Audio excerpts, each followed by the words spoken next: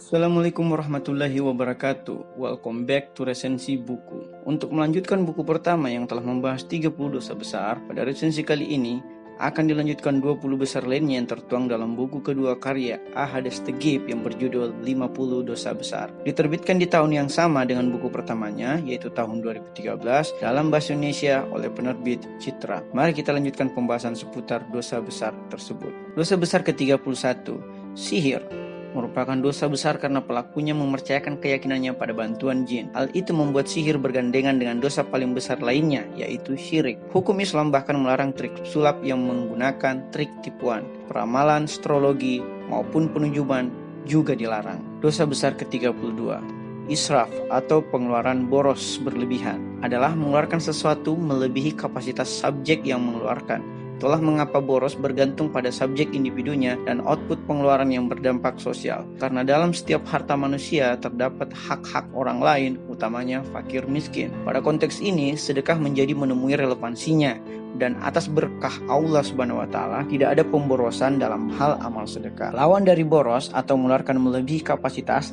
adalah serakah, yaitu memasukkan melebihi kapasitas. Dosa besar ke-33, takabur, adalah menganggap segala pencapaiannya atas berkat dirinya sendiri sehingga menafikan peran orang lain, termasuk Tuhan. Enggan berdoa juga merupakan bagian dari kesombongan dan kekufuran. Kesombongan dapat dikarenakan harta, kedudukan, nasab, ilmu, hingga ibadah. Menyedekahkan apa hal yang disombongkan atau yang paling dicintai dan meneladani kerendah hatian para nabi dan imam adalah obat bagi penyakit hati, yaitu kesombongan. Dosa besar ke-34, memerangi kaum muslim atau muharib, adalah berupaya menentang Allah Subhanahu wa Ta'ala dan Rasulnya yang termaktub dalam Al-Quran dan hadis. Tetapi jika situasinya bagi sesama kaum muslim yang saling berperang, kita harus membela pihak yang paling benar secara keyakinan, ucapan, dan perbuatan mereka. Untuk kasus membela diri dari perampok, jika meninggal maka kita terhitung syahid. Namun jika perampok yang meninggal, dosa kita dapat diampuni sebagai upaya pembelaan diri. Dosa besar ke-35, memakan bangkai, daging babi, dan darah, adalah aktivitas makan yang diharamkan dan tergolong dosa besar. Haram dapat disebabkan karena zat yang ada pada hewan tersebut, namun dapat pula disebabkan karena proses penyembelihan yang tidak halal atau syar'i.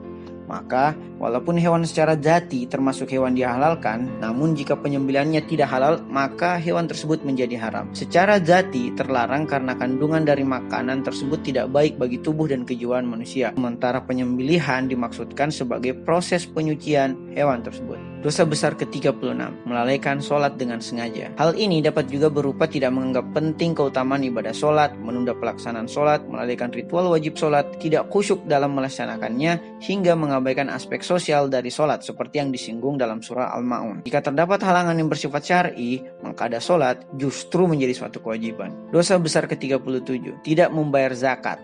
Nah, ini juga dapat digolongkan sebagai dosa besar yang disetarakan sebagai orang kafir. Karena dengan zakat, keadilan sosial dapat ditegakkan, guys. Zakat demi keadilan sosial adalah saudara kembar dari sholat yang selalu disandingkan dalam berbagai ayat dalam Al-Quran. Zakat terdapat banyak macam jenis, mulai dari zakat tubuh, zakat kepada keluarga Nabi, zakat harta, zakat yang wajib, hingga zakat sunnah seperti sedekah. Dosa besar ke-38, meremehkan haji dapat berupa menunda pelaksanaannya hingga menganggapnya memerlukan hidayah panggilan ilahi agar dapat pergi haji. Padahal haji menjadi wajib ketika seorang telah mampu, baik secara fisik maupun harta. Dosa besar ke-39, melalaikan suatu perbuatan yang diwajibkan seperti rukun Islam, rukun iman, hingga amar ma'ruf dan nahi mungkar adalah dosa besar. Wajib pula untuk melakukan tawalla dan tabarra. Tawalla ialah mencintai apa yang Allah cintai, sementara tabarra adalah membenci apa yang Allah benci. Sehingga mencintai apa yang Allah benci seperti dosa dan kekufuran, dan membenci apa yang Allah cintai seperti para nabi, imam, dan pahala kebaikan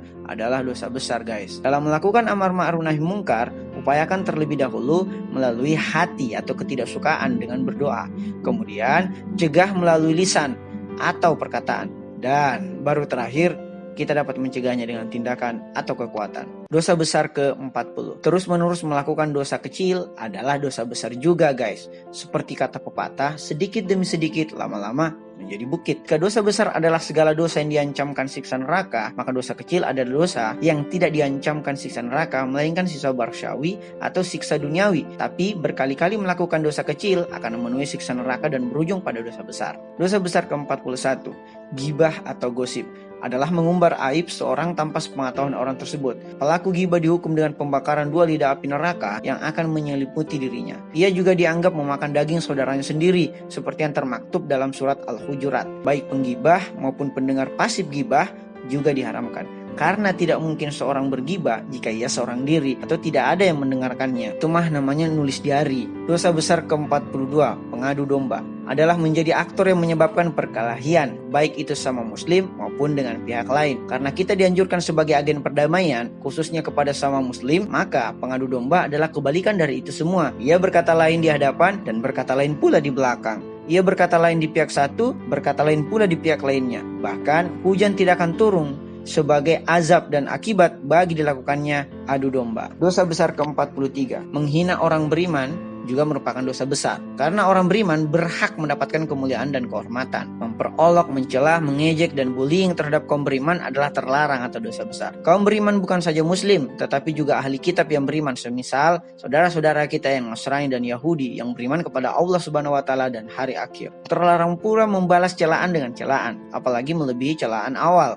Bahkan mengancam dan memimbarkan aib orang beriman juga terlarang. Menghinanya dalam prosa dan puisi juga dilarang. Intinya, menyakiti perasaan orang beriman adalah dosa besar. Menghina kaum beriman dapat pula berupa menyusahkan pasangan suami istri, mengganggu hak-hak tetangga, hingga mengganggu pengemis. Dosa besar ke-44, menipu, berbuat culas, dan melanggar janji merupakan dosa besar. Menipu dalam berdoa, misalnya berkata bahwa ia ridha pada ketetapan Allah Subhanahu wa taala, padahal kenyataannya ia tidak bersyukur dan selalu mengeluh. Itulah pernyataan palsu terhadap status spiritual mereka. Menjual harga secara tidak wajar hingga upaya pemalsuan adalah bagian lain dari perbuatan penipu dan pelaku culas yang mengakibatkan tentunya dosa besar. Dosa besar ke-45, menimbun dan pasar gelap, adalah perbuatan yang termasuk dosa besar. Menimbun adalah menahan barang-barang sampai ia langka dan menjual dengan harga yang tidak wajar. Sementara pasar gelap adalah pasar yang memperdagangkan barang dan jasa yang haram. Pedagang maupun pembeli dalam pasar gelap sama-sama pelaku dosa besar. Nah, kalau yang menimbun, misalnya menimbun masker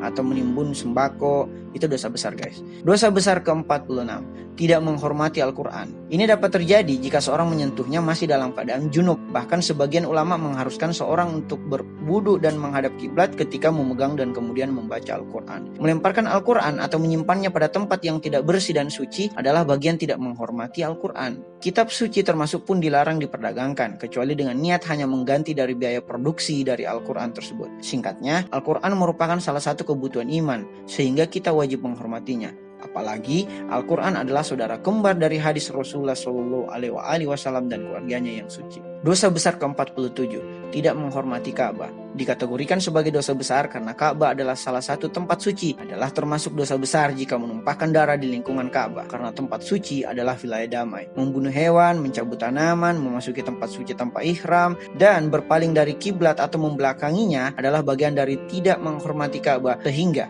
mengakibatkan keterjerumusan pada dosa besar. Dosa besar ke-48, tidak menghormati masjid, juga bagian dari dosa besar. Seseorang tergolong tidak menghormati masjid ketika ia mengotori masjid, sehingga menyucikannya tentunya adalah hal yang wajib. Berada di dalam masjid dalam keadaan junub juga bagian dari dosa besar. Haid atau nifas hingga memasukinya dengan membawa serta hal-hal haram lainnya. Bahkan membicarakan perkara dunia adalah perbuatan makruh, sama halnya dengan melewatinya tanpa sholat sunnah dan membawa orang gila ke dalam masjid. Dosa besar ke-49, tidak menghormati makam para maksum adalah perilaku kufur, karena tempat tersebut dikategorikan sebagai tempat suci yang padanya dimakamkan manusia suci. Sholat di makam para maksum alaihissalam juga ada adab-adabnya, seperti tidak berada di bagian depan makam. Untuk adab lebih lanjut silakan membaca buku fikih dan adab ketika berada di tempat suci. Dosa besar ke-50 atau yang terakhir, tidak menghormati tanah makam atau turba dari Sayyidina Hussein juga termasuk dalam dosa besar. Seperti yang telah disebutkan di atas, manusia suci dan tempat-tempat suci haruslah dihormati. Tanah makam atau turba Sayyidina Hussein alaihissalam adalah saksi atas syahidnya cucu Rasulullah SAW. Terdapat banyak manfaat dari penghormatan terhadap turba, mulai dari manfaat lahir seperti obat bagi penyakit, hingga manfaat batin seperti barokah terhindar dari mara bahaya dunia. Sebaliknya,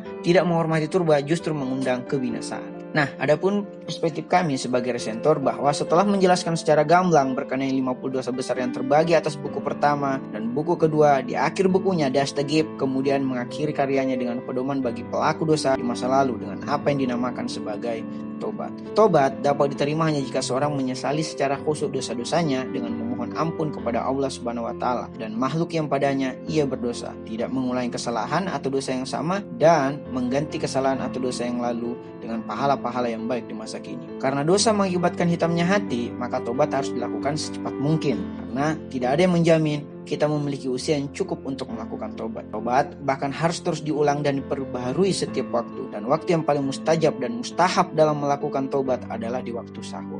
Karena pendapat banyak hadis mengenai pahala bangun di waktu sahur termasuk dengan tujuan tobat. Semoga dosa-dosa kita diampuni dan kita termasuk orang-orang yang senantiasa bertobat. Amin. Ada pertanyaan?